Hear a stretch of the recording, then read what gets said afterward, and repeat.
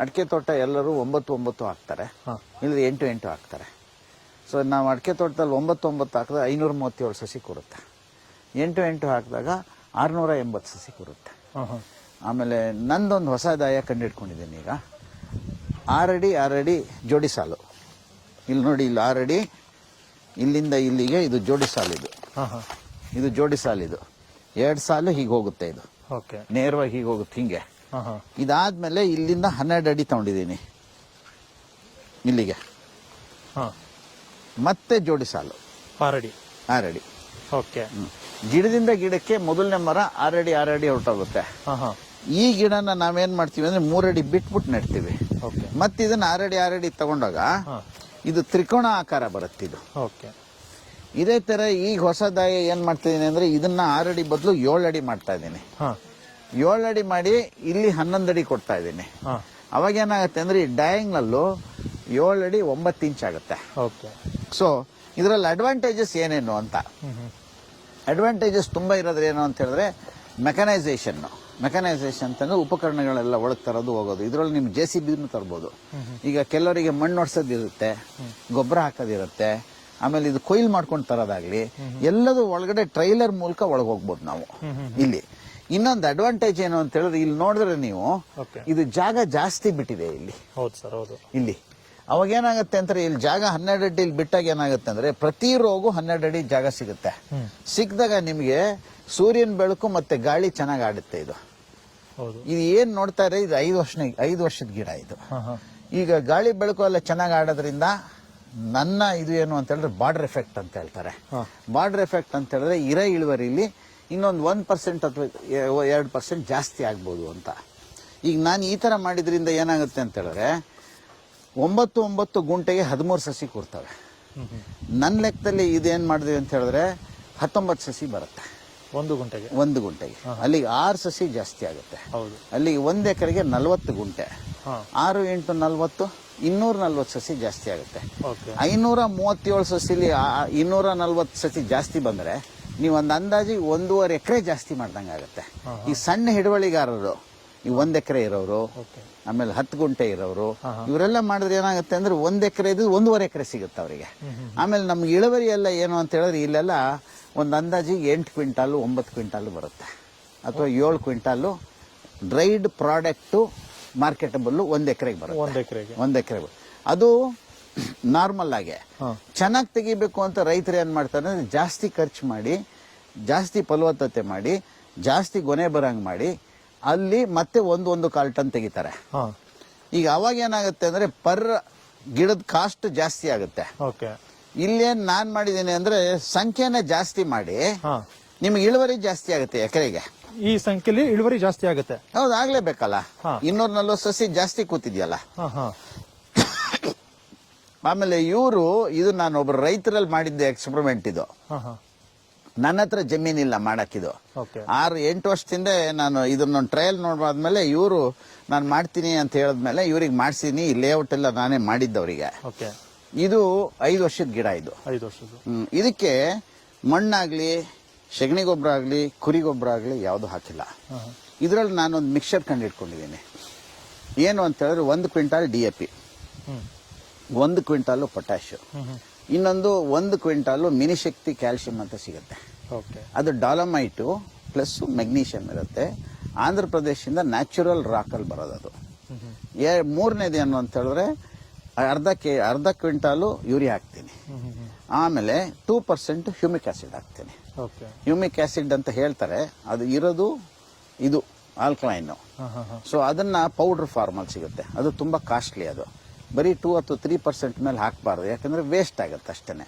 ಅದಷ್ಟು ಮಿಕ್ಸ್ ಮಾಡಿ ಪ್ರತಿ 2 ತಿಂಗಳಿಗೆ 50-50 ಗ್ರಾಮು ಇಲ್ಲಿ ಕೊಟ್ಕೊಂಡು ಹೋಗಿದ್ದೀನಿ. ನೋಡಿ, ಇಲ್ಲಿ ಬನ್ನಿ, ಇಲ್ಲಿ ಕೊಟ್ಟಿದ್ದೆ ನೋಡಿ. ಇಷ್ಟೇ ಹಿಂಗೆ ಎಸಿತಾ ಹೋಗ್ತಾ ಇರೋದಲ್ಲಿ ಅದೆಲ್ಲ ಕಾಣಿಸ್ತಿದೆ ನೋಡಿ. ಹ್ಯೂಮಿಕ್ ಆಸಿಡ್ ಅದೆಲ್ಲ ಕಾಣಿಸ್ತಿದೆ ಅಲ್ಲಿ. ಆಯ್ತಾ? ಇದ್ರೊಳಗೆ ಏನೇನು ಅನುಕೂಲತೆ ಆಗುತ್ತೆ ಅಂತ ಹೇಳಿದ್ರೆ, ಒಂದು ಸ್ಪ್ಲಾಟ್ ಅಪ್ಲಿಕೇಶನ್ ಮಾಡೋದ್ರಿಂದ ನಮಗೆ ಲೇಬರ್ ಉಳಿತದೆ. ಎರಡನೇದು, ನೀವು ನಮಗೆ ಕೇಳ್ಬೋದು, ಮೇಲ್ ಹಾಕ್ತಾ ಇದ್ದೀರಾ ಇದೆಲ್ಲ ವೇಸ್ಟ್ ಆಗುತ್ತೆ ಅಂತ ಎಲ್ಲ ಹೇಳ್ತೀರಾ ನೀವು. ಇಲ್ಲ ಅಂತಲ್ಲ, ನಾವ್ ಹೆಂಗ್ ಮಾಡ್ತೀವಿ ಅಂತ ಹೇಳಿದ್ರೆ ಬರೀ 50 ಗ್ರಾಮ್ ಮಾತ್ರ ಒಂದು ಗಿಡಕ್ಕೆ 1 ವರ್ಷಕ್ಕೆ 300 ಗ್ರಾಮ್ ಕೊಡ್ತೀವಿ. 50 ಗ್ರಾಮ್ ಅಂತ ಹೇಳಿದ್ರೆ ಅದು ಆರ್ ಸತೆ ಡಿವೈಡ್ ಮಾಡ್ಬೋದು, 50 ಪ್ರತಿ 2 ತಿಂಗಳಿಗೆ ಒಂದ್ಸತಿ ಹಾಕೊಂತ ಹೋಗ್ತಾ ಇರ್ತೀವಿ. ಅಲ್ಲಿಗೆ ಫ್ರೆಶ್ ಗೊಬ್ಬರ ಅದು. ಅರ್ಥ ಆಯ್ತಾ? ಇದಕ್ಕೆ ಏನಂತಾರೆ ಅಂತ ಹೇಳಿದ್ರೆ ಸ್ಪ್ಲಿಟ್ ಡೋಸ್ ಅಂತ ಹೇಳ್ತಾರೆ. ಇದು ಯಾರ್ಯಾರ ಅನುಕೂಲತೆ ಇದೆ ಅವ್ರು ಮಾಡ್ಬೋದು ಇದನ್ನ. ಈ ಕೆಲವ್ರು ಮಾಮೂಲಿ ಏನ್ ಮಾಡ್ತೀವಿ ಅಂದ್ರೆ ಮಳೆ ಹತ್ತಕ್ಕಿಂತ ಮುಂಚೆ 150 ಗ್ರಾಮು, ಮಳೆ ಆದ್ಮೇಲೆ 150 ಗ್ರಾಮ್ ಕೊಟ್ಟು ಕ್ಲೋಸ್ ಮಾಡ್ಬಿಡ್ತೀವಿ. ನನ್ ಪ್ರಶ್ನೆ ಇಷ್ಟೇನೆ, ಹಂಗ್ ಮಾಡೋದ್ರಿಂದ ಗೊಬ್ಬರ ಎಕ್ಸ್ಪೈರಿ ಡೇಟ್ ಆಗತ್ತೆ ಅಂತ ನಂದು. ಯಾಕೆ ಅಂತ ಹೇಳಿದ್ರೆ ಪ್ರತಿ ಒಂದು ವಸ್ತುಗೂ ಎಕ್ಸ್ಪೈರಿ ಡೇಟ್ ಅಂತ ಇರುತ್ತೆ. ಸೊ ಇಲ್ಲಿ ನಾನು 50 ಗ್ರಾಮ್ ಪ್ರತಿ 2 ತಿಂಗಳು ಕೊಡೋದು ಫ್ರೆಶ್ ಆಗೇ ಕೊಡ್ತಾ ಇರ್ತೀವಿ. ಇಲ್ಲಿ ಏನಾಗುತ್ತೆ ಅಂತ ಹೇಳಿದ್ರೆ 2 ತಿಂಗಳಿಗೆ ಕೊಡೋದ್ರಿಂದ ನೀವು ಎಲ್ಲಾ ಇದಕ್ಕೂ ನೀವು ಗೊಬ್ಬರ ಕೊಟ್ಟಂಗೆನೆ. ಒಂದ್ ಸಣ್ಣದಾಗಿ ಯೋಚನೆ ಮಾಡೋಣ. ಒಂದ್ ಗಂಡ ಹೆಂಡತಿ ಮಕ್ಳು ಇರ್ತಾರೆ ಅಂತ ಹೇಳ್ಕೊಳ್ಳಿ, ಮಗು ಆಗುತ್ತೆ, ಎಲ್ಲ ಆಗುತ್ತೆ, ನೆಕ್ಸ್ಟ್ ಅವ್ರ ಕಾಲೇಜಿಗೆ ಬರುತ್ತೆ, ಮದುವೆ ವಯಸ್ಸು ಬರುತ್ತೆ, ಎಲ್ಲ ಬಂದಾಗ ನಾವೆಲ್ಲರೂ ಒಂದೇ ಹೈಟಿಗೆ ಬಂದ್ಬಿಡ್ತೀವಿ. ನಾನು ನನ್ನ ಅಪ್ಪನ ಹೈಟಿಗೆ ಬಂದೆ, ನಾನು ಅದಕ್ಕಿಂತ ಎತ್ತರ ಬೆಳೆಯಲ್ಲ ನಾವು. ನಮ್ದು ಏನಿದ್ರು ನಮ್ದು ಎಲ್ಲ ಅಂಗಗಳು ಏಜ್ ಆಗ್ತಾ ಹೋಗ್ತವೆ. ಆದ್ರೆ ಗಿಡ ಏನಾಗುತ್ತೆ ಅಂತ ಹೇಳಿದ್ರೆ ಪ್ರತಿ ದಿವಸನೂ ಅದು ಬೆಳಿತಾನೇ ಇರುತ್ತೆ. ಬೆಳೆಯೋದ್ರಿಂದ ಏನಾಗುತ್ತೆ ಅಂತ ಹೇಳಿದ್ರೆ ಒಂದ್ ದಿವಸ ಒಂದು ಮಧ್ಯದಲ್ಲಿ ಇದು ಬರುತ್ತೆ, ಒಂದು ಸ್ಪಿಂಡಲ್ಲು, ಅದಾದ್ಮೇಲೆ ಒಂದು ಗರಿ ಬರುತ್ತೆ, ಅದ್ರೊಳಗೊಂದು ಹೊಂಬಾಳೆ ಬರುತ್ತೆ, ಅದಾದ್ಮೇಲೆ ಒಂದು ಕಾಯಿ ಬರುತ್ತೆ. ಇದು ಇಡೀ ನಿರಂತರ 365 ಡೇಸು ಬೆಳಿತಾ ಇರತ್ತೆ. ನೀವು 2 ತಿಂಗಳಿಗೆ ಕೊಡೋದ್ರಿಂದ ನಿಮ್ಗೆ ಏನಾಗುತ್ತೆ ಅಂದ್ರೆ ಪ್ರತಿ ಹಂತದಲ್ಲೂ ಬೇರೆ ಬೇರೆ ಹಂತಕ್ಕೂ ಗೊಬ್ಬರ ಕೊಟ್ಕೊಂಡು ಹೋಗ್ತಾ ಇರ್ತೀರಾ. ಇದೊಂದು ಅಡ್ವಾಂಟೇಜ್ ಇದು. ಪ್ಲಸ್ ಏನು ಅಂತ ಹೇಳಿದ್ರೆ ಗೊಬ್ಬರ ಮ್ಯಾಕ್ಸಿಮಮ್ ತಗೊಳಕ್ ಅವಕಾಶ ಕೊಡ್ತೀವಿ ನಾವು. ಸೊ ಹಂಗಾಗಿ ನಾವು ಇವರಿಗೆ ಅದನ್ನೇ ನಂದು ಏನಿದೆ ಅದನ್ನೇ ಫಾಲೋ ಮಾಡಿರೋದು ಇವರು. ಈಗ ಮತ್ತೆ ಅದೇ ಹೇಳ್ತಾ ಇದ್ದೀನಿ, ಇಲ್ಲಿ ಗಿಡ ಮಾತಾಡಿದೆ ಅಷ್ಟು ಹೇಳ್ಬೋದು ನಿಮ್ಗೆ. ನಿಮ್ಗೆ ಆಕ್ಚುಲಿ ನೀವು ಪರ್ಸನಲ್ ಆಗಿ ನಿಮ್ಗೆ ಏನ್ ಅನಿಸ್ತಾ ಇದೆ? ಇದು ಎಷ್ಟು ಎಕರೆ ಸರ್? 1 ಎಕರೆ. ಇದು ಎಷ್ಟು ಗಿಡ? 1 ಎಕರೆ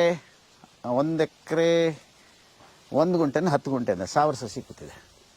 1,000 ಸಸಿ ಕೂತಿದೆ ಸರ್. 1,000 ಸಸಿ ಕೂರ್ಸಿದಾರೆ ಇವರು. 1 ಎಕರೆ 10 ಗುಂಟೆ ಅಂತ ಅನ್ಕೊಳ್ಳಿ, 1,000 ಸಸಿ. ಅಲ್ಲಿ ಏನಾಗಿತ್ತೆ ಅಂದ್ರೆ ಸೈಡ್ ಅಲ್ಲೆಲ್ಲ ಹಾಕೊಂಡು ಹೋಗಿದ್ದಾರೆ, ಸೈಡ್ ಅಲ್ಲೆಲ್ಲ ಹಾಕೊಂಡು ಮಾಡ್ಕೊಂಡು 1,000 ಸಸಿ ಕೂರ್ಸಿದ್ದಾರೆ ಸರ್. 1 ಎಕರೆ 10 ಗುಂಟೆ 1000 ಸಸಿ ಕೂತ್ರೆ ಎಷ್ಟಾಯ್ತು ಸರ್? 2 ಎಕರೆ ಬಂದಂಗಾಯ್ತು. ಈಲ್ಡ್ ಕಮ್ಮಿ ಆಗಲ್ವಾ? ನನಗ್ ಕೊಡ್ರಿ, ನೋಡ್ತಾವ ಇಲ್ಲಿ ನೋಡ್ರಿ ಸರ್. ನನ್ನನ್ನೇನ್ ಕೇಳ್ತೀರಿ ನೀವು? 5 ವರ್ಷಕ್ಕೆ ಇಷ್ಟು ಗಿಡ ಈಲ್ಡ್ ಬರ್ತಾ ಇದೆ ಅಂದ್ರೆ ನಾನು ಏನ್ ಹೇಳಕ್ಕಾಗತ್ ನಿಮ್ಗೆ? ಈಲ್ಡ್ ಕಡಿಮೆ ಆಕೆ ಬಾರ್ಡರ್ ಎಫೆಕ್ಟ್ಸ್ ಎಲ್ಲ ಕೊಟ್ಟಿದ್ದೀನಿ, ಟೆಕ್ನಿಕಲ್ ಆಗಿ ಮಾಡಿದೀನಿ ಅಂತ ಹೇಳ್ತಾ ಇದೀನಲ್ಲ ನಿಮಗೆ. ಆಮೇಲೆ ಗೊಬ್ಬರದ ಖರ್ಚು 15 ರೂಪಾಯಿ 1 ಮರಕ್ಕೆ 1 ವರ್ಷಕ್ಕೆ ಬಿದ್ದಿದೆ ಇವರಿಗೆ. ಅವರು ಪಾಪ ಬಡ ರೈತರು, ಆಗು ಹೋಗು ಮೀಟ್ ಮಾಡ್ಕೊಂಡು ಹೋಗ ಅಂತವ್ರು ಇವರೆಲ್ಲ. ಬದುಕ್ತಾ ಇರೋದು ಇದ್ರ ಮೇಲೆನೆ. ಸೊ ನಾನು ಅವ್ರಿಗೆ ಏನಾದ್ರು ಒಂದು ಕೊಟ್ಟೆ ಅಂತ ಹೇಳಿದ್ರೆ ಅದು ಸಾಲಿಡ್ ಆಗಿರ್ಬೇಕು, ಇಲ್ದ್ರೆ ನನ್ಗೆ ಶಾಪ ಆಗ್ಬಿಡುತ್ತೆ ಅದೆಲ್ಲ. Correct sir. ಇನ್ನೊಂದು, ನಾನು ಮಾಡಿರುವಂತದ್ದು ಜಾಸ್ತಿ ನ್ಯಾಚುರಲ್ ಫಾರ್ಮಿಂಗ್ ತೋಟಗಳು. ಅವರು ಉಳ್ಮೆ ಮಾಡಲ್ಲ, ಗೊಬ್ಬರ ತಂದು ಹಾಕಲ್ಲ, ಹೆಂಗಂದ್ರೆ ನಂಗೆ ಬಿಟ್ಬಿಡ್ತಾರೆ, ಜೀವಾಮೃತ ಬೆಳೆಸ್ತಾರೆ. ಇದು ನೀವು ಯಾವ ದೃಷ್ಟಿಲಿ ನೋಡ್ತೀರಿ ಈ ಒಂದು ಫಾರ್ಮಿಂಗ್ ನ? ನನಗೆ ಅದ್ರ ಬಗ್ಗೆ ಕಮೆಂಟೇ ಇಲ್ಲ. ಈಗ ಇವರೇನೆ ನಾನು ಜೀವಾಮೃತ ಹಾಕ್ಬಿಟ್ಟು ಮಾಡ್ತೀನಿ ಅಂದ್ರೆ ಅದು ಅವ್ರಿಗೆ ಬಿಟ್ಟಿದ್ದದು. ಯಾಕೆ ಅಂತ ಹೇಳಿದ್ರೆ ಒಂದು ಇಂಟೆನ್ಸಿವ್ ಫಾರ್ಮಿಂಗು, ಒಂದು ಎಕ್ಸ್ಟೆನ್ಸಿವ್ ಫಾರ್ಮಿಂಗು, ಒಂದು ಎಕಾನಮಿ ಫಾರ್ಮಿಂಗು, 3 ತರ ಬರುತ್ತೆ. ಈಗ ಇವ್ರು ಆಕ್ಚುಲಿ ಜೀವಾಮೃತ ಎಲ್ಲಕ್ಕೂ ಹಾಕೊಂಡು ಮಾಡ್ಬೋದು ದಿವಸ, ಅದಕ್ಕೆ ಅಷ್ಟು ಲೇಬರ್ ಬೇಕಲ್ಲ. ಇಲ್ಲ ನಾನು ಪೈಪಲ್ಲಿ ಬಿಟ್ಬಿಡ್ತೀನಿ, ಅದು ಮಾಡ್ತೀನಿ, ಇದು ಮಾಡ್ತೀನಿ, ರಾಶಿ ತರ ಎಲ್ಲರೂ ಹೇಳ್ತಾರೆ.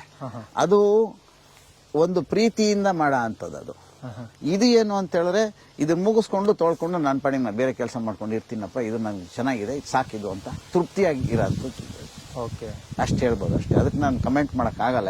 ಅಂತರ ಬೆಳೆಯಾಗಿ ನೀವು ಇದರಲ್ಲಿ ಬೇರೆ ಯಾವ್ದು ಬೆಳೆನ ಸಂಯೋಜನೆ ಮಾಡಬಹುದಿತ್ತಲ್ವಾ? ನೀವು ಒಂದು ಡಿಸೈನ್ ನಂದಲ್ಲ, ಅದು ಅವ್ರದ್ದು. ಅಲ್ಲಲ್ಲ, ನೀವು ಮಾಡಿದ್ರೆ ಮಾಡ್ಬೋದು. ಇದಕ್ಕೆ ನೀವು ಮೆಣಸು ಹಾಕ್ಬೋದು, ಈ ಮೆಣಸು ಹಾಕ್ಬಿಟ್ಟು ಇಲ್ಲಿ ಬಾಳೆ ಹಾಕ್ಬೋದು.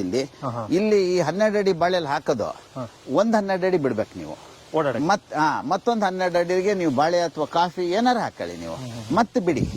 ಅವಾಗ ಏನಾಗುತ್ತೆ ಅಂತ ಹೇಳಿದ್ರೆ ಈ ಭಾಗದಲ್ಲಿ ಟ್ರ್ಯಾಕ್ಟರ್ ತಂದ್ರೆ ಅದ್ರ ಪ್ರಾಡಕ್ಟ್ ಆಗ್ಲಿ ಅದ್ರ ಗೊಬ್ಬರ ಹಾಕೋದಾಗ್ಲಿ ನಿಮ್ ಹತ್ರ ಆಗುತ್ತೆ. ನೀವು ಫಸ್ಟ್ ದಾಯ ಹಾಕ್ತಾ ಇರೋದು ಏನು ಅಂತ ಹೇಳಿದ್ರೆ ಮ್ಯಾನೇಜ್ಮೆಂಟ್. ಆಳುಗಳು ಬರ್ತಾ ಇರ್ತಾರೆ, ಅವ್ರ ರೇಟ್ ಏರ್ತಾ ಇರ್ತದೆ, ನಮ್ಮ ಪರ್ ಟ್ರೀ ಕಾಸ್ಟ್ ಜಾಸ್ತಿ ಆಗ್ತಾ ಇರುತ್ತೆ. ಅದಾದಷ್ಟು ಕಡಿಮೆ ಮಾಡಿಕೊಂಡು ನಾವು ಬದುಕಕ್ ನೋಡ್ಬೇಕು ಅಂತ ಮಾಡ್ತಾ ಇರುತ್ತೆ. ಇದನ್ನು ಮೆಕನೈಸೇಷನ್ ಮಾಡ್ತಾ ಇರೋದು. ಗೊತ್ತಾಯ್ತಾ? ಅದು ನೀವು ಹೇಳಿದ್ದು ಈ ಮ್ಯಾನೇಜ್ಮೆಂಟ್ ಅನ್ನೋದು ಈಗ ನಾರ್ಮಲ್ ಆಗಿ 9 ಅಡಿ 8 ಅಡಿ 8 ಅಡಿಗೆ ಆಗ್ತಾರಲ್ಲ, ಅದ್ರಲ್ಲೂ ಒಂದೇ ಇದ್ರಲ್ಲೂ ಒಂದೇ ಅಲ್ವಾ ಮ್ಯಾನೇಜ್ಮೆಂಟ್? ಆಗಲ್ಲ. ಹೆಂಗೆ ಬೇರೆ ಆಗುತ್ತೆ ಇದರಲ್ಲಿ? ಇದ್ರಲ್ಲಿ ಏನಾಗುತ್ತೆ ಅಂತ ಹೇಳಿದ್ರೆ ಇದ್ರಲ್ಲಿ ಟ್ರೈಲರೇ ಒಳಗೆ ತರ್ತೀನಿ, ದೊಡ್ಡ ಟ್ರೈಲರ್. ಓಕೆ, ಇದು ದೊಡ್ಡ ಇದ್ರೊಳಗೆ JCB ಹೋಗುತ್ತೆ. ನೀವು 99 JCB ಕಳ್ಸಿ ನೋಡೋಣ. ಆಗಲ್ಲ. ಈಗ ಇದರಲ್ಲಿ ಟ್ರೈಲರ್ ಒಳಗೆ ಹೋಗ್ಬಿಟ್ಟು ಹಾಕೊಂಡ್ ಬಂದ್ಬಿಡ್ತಾರೆ ಪೂರ್ತಿ ದೊಡ್ಡ ಟ್ರೈಲರ್ ಅಲ್ಲಿ. ಸೊ ಅವಾಗ ಏನಾಗುತ್ತೆ ಅಂದ್ರೆ ಇಲ್ಲಿಂದ ಹೋಗ್ಬಿಟ್ರೆ ಈ ಗೊನೆ ಎಲ್ಲ ಅದಕ್ಕೆ ಎತ್ತ ಹಾಕೊಂಡ್ ಬಂದ್ಬಿಡ್ಬೋದು. 99ರಲ್ಲಿ ನೀವು ಎಲ್ಲ ಪುಟ್ಟಿಲ್ ತಗೊಂಡೋಗಿ ಮಣ್ಣು ಹಾಕ್ಬೇಕು, ಮತ್ತ ಅಲ್ಲಿಂದ ನೀವು ಗೊನೆ ಎಲ್ಲ ಎತ್ಕೊಂಡ್ ಬರ್ಬೇಕು. ನೀವು ಇಡೀ ಗಿಡಗಳನ್ನ ನೀವು ಮಾತಾಡೋದಲ್ಲದೆ ವೆಹಿಕಲ್ ಅಲ್ಲೂ ಮಾತಾಡ್ಸ್ಬೋದು ನೀವು. ಯಾವ್ದು ಎಕಾನಮಿ ಅಂತ ನೀವೇ ಹೇಳಿ ನನಗೀಗ. ಇದರಿಂದ ಬೇರೆ ಏನಾದ್ರು ಉದ್ದೇಶ ಇದೆಯಾ? ಈ ತ್ರಿಕೋನಾಕಾರವಾಗಿ ಬಂದಿದೆಯಲ್ಲ, ತ್ರಿಕೋಣಾಕಾರ ಇಟ್ಟಿದ್ದು ಏನು ಅಂತ ಹೇಳಿದ್ರೆ ಮೇಲ್ಗಡೆ ಗರಿಗಳು ಆದಷ್ಟು ಓವರ್ಲ್ಯಾಪ್ ಕಡಿಮೆ ಆಗ್ಲಿ ಅಂತ. ಒಂದಕ್ಕೊಂದಕ್ಕೆ ಗರಿಗಳು ಎಷ್ಟು ಜಾಸ್ತಿ ದೂರ ಸ್ವಲ್ಪ ಇದಿರ್ತವೆ, ಏನ್ ಹೇಳಿ ಅಂತರ ಇರ್ತವೆ, ಫೋಟೋಸಿಂಥಸಿಸ್ ಜಾಸ್ತಿ ಆಗಿ ಇಳುವರಿ ಚೆನ್ನಾಗ್ ಬರುತ್ತೆ ಅಂತ. ಅಲ್ಲ, ಈಗ ಟಚ್ ಆಗಲ್ಲ ಅಂತೀರ ಗರಿಗಳು? ಹಾಗೆ ಆಗತ್ತೆ. ಜಾಸ್ತಿ ಹಿಂಗಿದ್ರೆ ಇನ್ನು ಹತ್ರ ಆಗೋದು. ಹೆಂಗಿದ್ರೆ? ಸ್ಟ್ರೈಟ್ ಇದ್ದಿದ್ರೆ ಸ್ವಲ್ಪ ದೂರ ಇದೆ ಇದು. ಆಮೇಲೆ ಎಲ್ಲದಕ್ಕೂ ಲಾಸ್ಟಿಗೆ ಏನಾಗುತ್ತೆ ಅಂದ್ರೆ 12 ಅಡಿ ಈ 12 ಅಡಿ ಬಾರ್ಡರ್ ಎಫೆಕ್ಟ್ ಕೊಡುತ್ತೆ ನಿಮ್ಗೆ. ಬಾರ್ಡರ್ ಎಫೆಕ್ಟ್ ಅಂದ್ರೆ ಗಾಳಿ ಬೆಳಕು ಜಾಸ್ತಿ ಕೊಡುತ್ತೆ. ಸೊ ಹಂಗಾಗಿ ಇದು ಮೇಕಪ್ ಆಗುತ್ತೆ ಇದು ಈ ಭಾಗ. ಈಗ ನೆಕ್ಸ್ಟ್ ಎಲ್ಲ ಅದೇ ಹೇಳದ್ನಲ್ಲ, ಅವಾಗ 7 ಅಡಿ ಮಾಡಿದೀನಿ. ಈಗ ಅದು 7 ಅಡಿ 9 ಇಂಚ್ ಬರುತ್ತೆ ನಿಮ್ಗೆ. ಸೊ 8 ಅಡಿ ದಾಯಿ ಹಾಕಿದಷ್ಟೇ ಆಯ್ತು. ಅವಾಗ 8 ಅಡಿ ಹಾಕ್ತಾರೆ ಕೆಲವರು. 680 ನೆರಳು ಜಾಸ್ತಿ ಇದ್ರೆ ಇದು ಉದ್ದ ಬರುತ್ತೆ. ಇದು ನೆರಳು ಜಾಸ್ತಿ ಆದ್ರೆ ಇದು ಉದ್ದ ಹೋಗುತ್ತೆ. ಇದು ನೆರಳು ಕಡಿಮೆ ಇದ್ರೆ ಈ ತರ ಇರುತ್ತೆ, ಸಣ್ಣಗೆ ಬರುತ್ತೆ ನಿಮ್ಗೆ. ಈಗ ಈ ಗಿಣ್ಣು ಕಮ್ಮಿ ಇರ್ಬೇಕಾ ಉದ್ದ ಇರ್ಬೇಕಾ? ಕಡಿಮೆ ಇತ್ತು ಅಂತ ಹೇಳಿದ್ರೆ ಬಿಸಿಲಲ್ಲಿ ಬೆಳೆಸಿದ್ರಿ ಅಂತ, ಚೆನ್ನಾಗಿ ಬಿಸಿಲು ಗಾಳಿ ಬೀಳ್ತಾ ಇದೆ ಅಂತ. ಇದಕ್ಕೆ ಬಿಸಿಲು ಗಾಳಿ ಚೆನ್ನಾಗಿ ಬಿದ್ದಿದೆ ಅಂತ, ಬೆಳಗ್ಗೆ ಬಿದ್ದಿದೆ ಅಂತ. ನೀವು ಅಕಸ್ಮಾತ್ ಒಳಗಡೆ ಬಾಳೆ ಹಾಕಿದ್ರಿ ಅಂತ ಹೇಳ್ಕೊಳ್ಳಿ, ಅದು ಗಂಡು ಜಾಸ್ತಿಯಾಗಿ ಮರ ಎತ್ತರ ಆಗ್ತವೆ.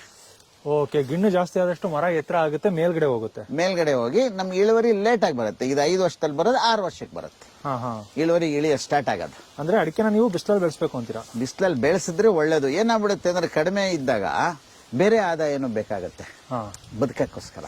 ಅವಾಗ ಏನಾಗುತ್ತೆ ಅಂದ್ರೆ ಇದು ನೀವು ಬಾಳೆ ಗಿಳೆ ಹಾಕೊಂತಾರೆ. ಈ ಜೋಳ ಗೀಳೆ ಎಲ್ಲ ಹಾಕಿದ್ರೆ A1 ಜೋಳ, ಕಡಲೆಕಾಯಿ, ರಾಗಿ ಅದೇ ನೆರಳು ಕೊಡಲ್ಲ. ಹೌದು, ನಿಮ್ಗೆ ಇದು ಜಾಸ್ತಿ ಆಗುತ್ತೆ. ಬಾಳೆ ನೆರಳು ಕೊಟ್ಬಿಡುತ್ತೆ. ಬಾಳೆಗೆ ರೆಮ್ಯುನರೇಷನ್ ಎಲ್ಲದಕ್ಕೂ ದುಡಿಮೆ. ನಿಮ್ಗೆ ಇದು ಬರೋ ತನಕ ಅದು ರೆವಿನ್ಯೂ ಕೊಡ್ತಾರೆ ನಿಮ್ಗೆ. ಆತರ ಹಂಗಿದ್ದಾಗ ಏನಾಗುತ್ತೆ, ಒಂದ್ ವರ್ಷ ನೀವು ಒಂಚೂರು ಕಾಂಪನ್ಸೇಟ್ ಮಾಡ್ಬೇಕಾಗತ್ತೆ. ಇದಕ್ಕೆ ಮೆಣಸು ಹಾಕ್ಬೋದು ನೀವು, ಅಂತರ್ ಬೆಳೆ ಏನ್ ಬೇಕಾದ್ರೂ ಹಾಕ್ಬೋದು. ಯಾವ ವರ್ಷದಿಂದ ಸ್ಟಾರ್ಟ್ ಮಾಡ್ಬೋದು ಮೆಣಸು? ಯಾವ್ದು ಈಗ ಮಾಡ್ಬೋದು. ಇದು ಕರೆಕ್ಟ್ ಆಯ್ತು ಇದೀಗ. ಅಂದ್ರೆ ಇದು 5-6 ವರ್ಷದ್ದು 5ನೇ ವರ್ಷ ಆಯ್ತು. 5ನೇ ವರ್ಷದ ಒಂದೇ ಅಲ್ಲ, ಎಷ್ಟು ಹೈಟ್ ಅನ್ನೋದು ಇಂಪಾರ್ಟೆಂಟ್ ನಿಮ್ಗೆ. ಅದು ಇಂಪಾರ್ಟೆಂಟ್ ಆಗುತ್ತೆ. ಇದು ಬೆಳೆದ್ ಬಿಡುತ್ತಲ್ಲ, ನೀವು ಮೆಣಸಿನ ಬಳ್ಳಿ ತುಂಬಾ ಬೇಗ ಹೋಗ್ಬಿಡುತ್ತಲ್ಲ 2 ವರ್ಷಕ್ಕೆ. ಅದು ಹಿಡ್ಕೊಳ್ಳೋ ಗ್ರಿಪ್ ಬರ್ಬೇಕಲ್ಲ. ಇಲ್ಲ ಗ್ರಿಪ್ ನೀವು ಅಡಿಕೆ ಮರಕ್ಕೆ ಬರೋದಿಲ್ಲ, ನಾವು ಕಟ್ಬೇಕು. ಅದಕ್ಕೆ ಕಟ್ಬೇಕಾ? ದಾಯ ಕೊಟ್ಟಿರೋದೇ ನಿಮ್ಗೋಸ್ಕರ. ಈಗ ಒಬ್ಬ ಸಣ್ಣ ರೈತ ಒಂದು ಮರ ಅವ್ರಿಗೆ ಜಾಸ್ತಿ ಬಂದ್ರೆ ಸಾಕು, ಅದ್ರಲ್ಲಿ ಇಳುವರಿ ಜಾಸ್ತಿ ಸಿಕ್ಕಂಗೆ. ಪ್ಲಸ್ ಏನು ಅಂತ ಹೇಳಿದ್ರೆ ನೀವೇ ಎಲ್ಲ ಹೋಗ್ಬಿಟ್ಟು ಇದು ಪ್ರತಿಯೊಂದು ಸಾಲಲ್ಲಿ ಪ್ರತಿ ಗಿಡದಲ್ಲಿ ಮಾಡಿ ಮುಗಿಸ್ಬಿಡ್ಬೋದು. ಆಮೇಲೆ ಭಾರಿ ಅನುಕೂಲತೆ ಇದರಲ್ಲಿದೆ, ಅನನುಕೂಲ ತುಂಬ ಕಡಿಮೆ ಇದೆ. ಅನನುಕೂಲ ಇಲ್ಲ ಇದರಲ್ಲಿ. ಹಾಗಾಗಿ ತಾವುಗಳು ಈ ದಾಯನ ನೀವು ಫಾಲೋ ಮಾಡಿದ್ರೆ ಭಾರಿ ಒಳ್ಳೆಯದು ಅಂತ ನನ್ನ ಅಭಿಪ್ರಾಯ.